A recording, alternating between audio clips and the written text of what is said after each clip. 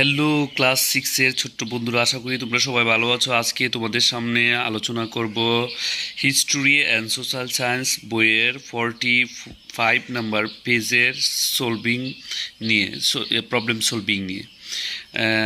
আশা করি তোমরা আমার সাথেই থাকবা এবং আমার ভিডিওটি ভালো লাগলে লাইক কমেন্ট শেয়ার করবা। আশা করি তোমাদের উপকারে আসবে। ধন্যবাদ। তো দেখতে থাকো। তো বন্ধুরা, এখানে আছে how did I feel to do the task, অর্থাৎ কাজগুলো করতে আমি কি অনুভব করেছি। এই অধ্যায়ের কাজগুলো করতে আমি কি কি সমস্যার সম্মুখীন, অর্থাৎ এখানে বিভিন্ন ইনভেস্টিগেশনমূলক কাজ রয়েছে। এই কাজগুলো আমাদের সলভ করতে হবে। তো আমি তোমাদের সুবিধার্থে আমি খুব সহজভাবে আমার মতো করে করে দিয়েছি। আশা করি এটা খুবই কার্যকর এবং তোমাদের খুবই কাজে আসবে। এখানে প্রথমে আছে, দেখো, how did I feel to do the task. 2 নম্বর কাজ, এটা হচ্ছে how did I feel to do the task, আমি কি অনুভব করেছি কাজটি করতে গিয়ে। প্রথমে দেখো, দেখা যাচ্ছে স্ক্রিনে, I face problem for doing the investigation work, আমি অনুসন্ধানমূলক কাজটি করতে গিয়ে আমি সমস্যার সম্মুখীন হয়েছি। But I love to do the work, তবে আমি এই কাজটি করতে খুবই ভালোবাসি। তো এই গেল তোমার 2 নম্বর টাস্কের কাজ। আর বন্ধুরা, আমার পূর্বের ভিডিওতে আমি 1 নম্বর টাস্কের কাজ 44 পেজের কাজটি দিয়েছি, তোমরা দেখে নিতে পারো। এরপর হচ্ছে 3 নম্বর টাস্কের কাজ, did I face any problem, how did I solve it, আমি কি কোনো সমস্যার সম্মুখীন হয়েছি আর এটা আমি কিভাবে সমাধান করলাম। এটার আনসারটা দেখো, আমি সিম্পল আনসার দিয়েছি, yes I faced a lot of problem, আমি অনেক সমস্যার সম্মুখীন হয়েছি two do the investigation work, এই অনুসন্ধানমূলক কাজটি করতে গিয়ে। Description of this issue are given below, এই সমস্যার গুলো আমি নিচে আলোচনা করেছি বা নিচে দেয়া হয়েছে। আশা করি তোমরা বুঝতে পারতেছো। এটা জটপট করে তোমরা তোমাদের বইয়ে পেন্সিল দিয়ে লিখে নিবা। আমি কিন্তু কলম দিয়ে লিখেছি, তোমাদেরকে ভিডিওর মাধ্যমে দেখানোর জন্য তোমরা পেন্সিল দিয়ে লিখে নিবা। এরপর আছে the problem that I face, অর্থাৎ আমি যে প্রবলেমটার সম্মুখীন হয়েছি।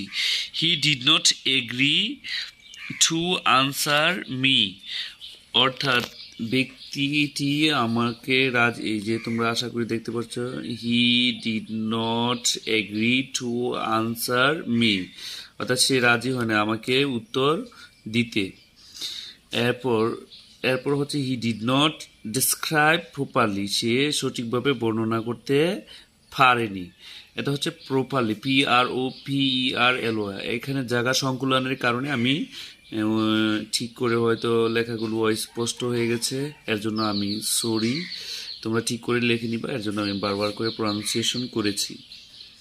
এরপর আছে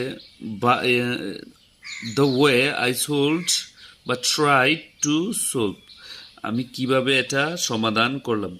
by helping parents I could able to understand him, অর্থাৎ তার গার্ডিয়ানের সহযোগিতায় আমি তাকে বোঝাতে চেষ্টা করতে সক্ষম হয়েছি। Later one more person had to be interviewed, তারপর আরও একজনের সাক্ষাৎকার আমি নিয়েছি বা ইন্টারভিউ নিয়েছি। আশা করি বুঝতে পারছো।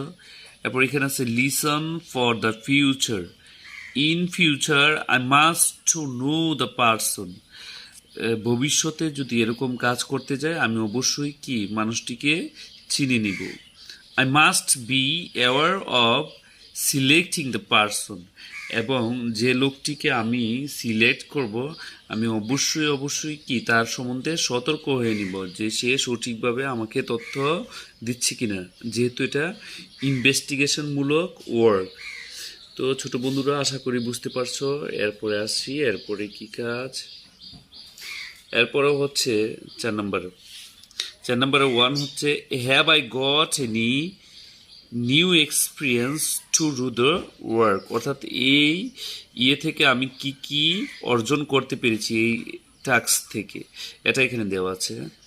এরপর বলছে did I finish the work in time, আমি কি যথাসময়ে কাজটি শেষ করেছি।